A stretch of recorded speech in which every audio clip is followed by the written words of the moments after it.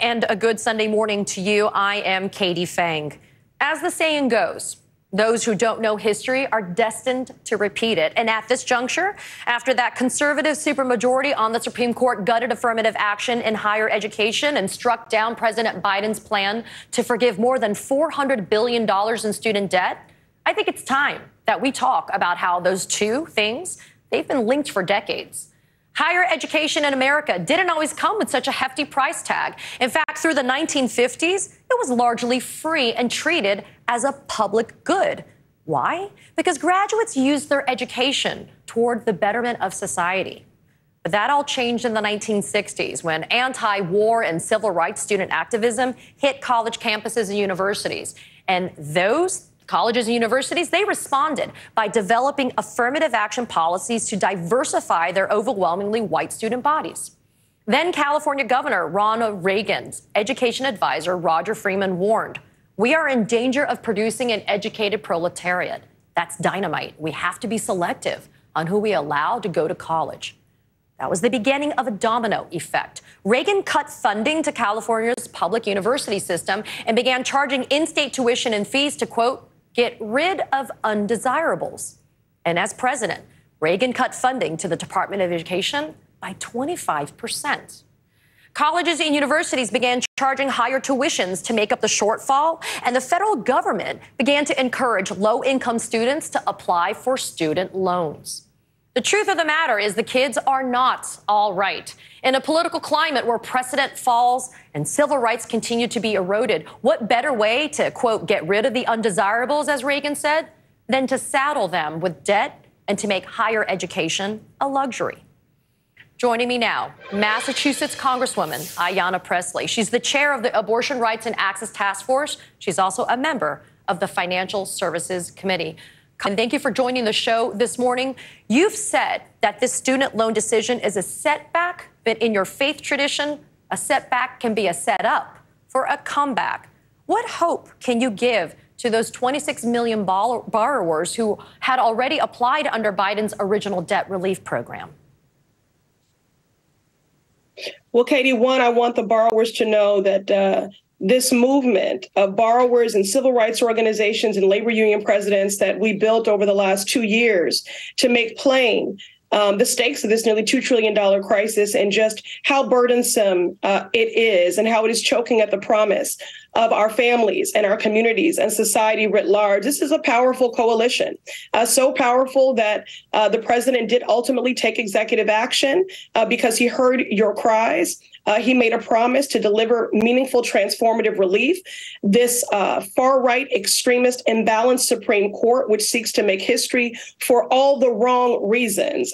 This is, if they were a caucus in Congress, they would be the bootstrapper, forced birth, don't say gay caucus. I mean, they have all but eliminated any boots or straps to social and economic mobility.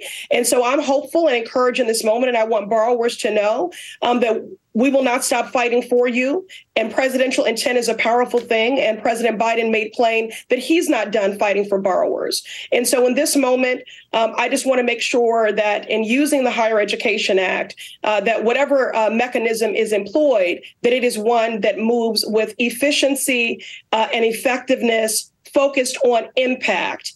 Just to give you some profiles of who is burdened by this debt, I have senior citizens in my district, 76 years old, on fixed incomes who've had their benefits garnished. They owe more now than they took out, and they have cried to me that they fear they'll die still paying on these loans.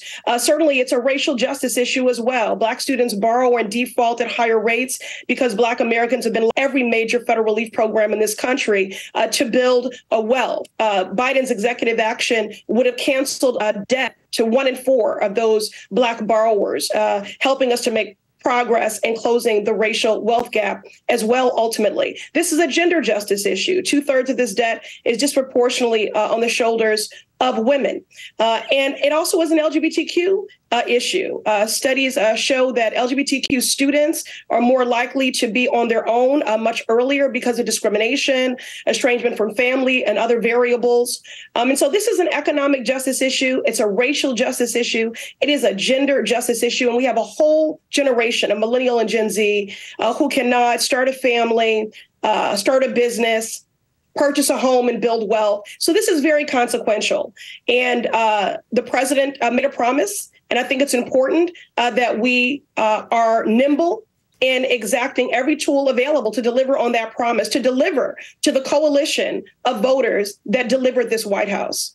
Congresswoman, the White House saying they're going to lower the repayment threshold to 5% and then find a path to relief for student loan borrowers. In your opinion, is this an aggressive enough plan? Again, I want borrowers to know that you are powerful and President Biden heard you. The fact that they came out quickly to say that they are not done fighting for borrowers. And so I'm encouraged that they are prepared to be nimble.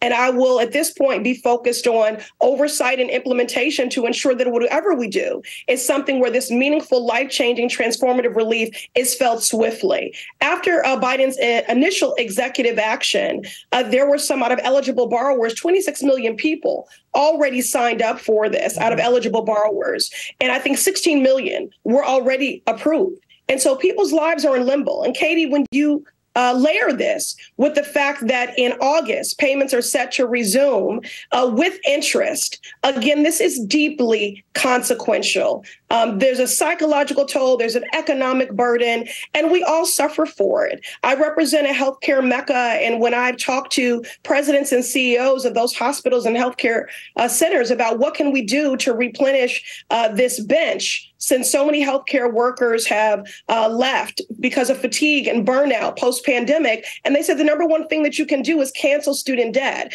So, of course, this is about the burden on borrowers, but there's a greater implication writ large. And this Supreme Court must be reformed and expanded. They continue to overturn the will of the majority of the people and to make history for all the wrong reasons, legislating from the bench and being political from the bench. They have been enlisted as co-conspirators from the state legislature to the lower courts, all the way to the Supreme Court to advance this extremist far-right agenda. It is nothing but intersectional oppression.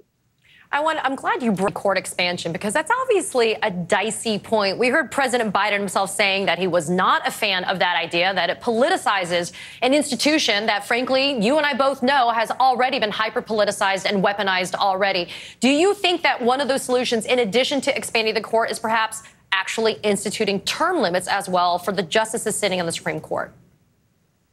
I think everything should be on the table. I'm a part of a growing coalition called the Just Majority, representing the most marginalized groups who have been the most targeted by this extremist Supreme Court. Whether you're talking about their advancing a national ban on abortion, supporting the forced birth movement, whether you're talking about housing justice, or whether you're talking about gutting affirmative action.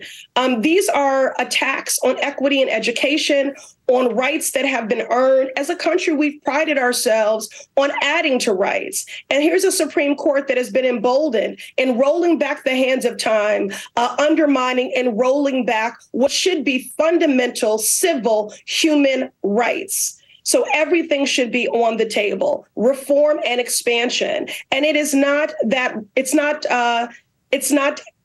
an idea that has precedent.